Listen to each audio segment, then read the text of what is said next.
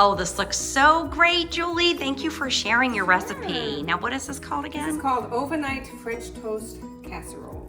Oh, yum. That looks delish.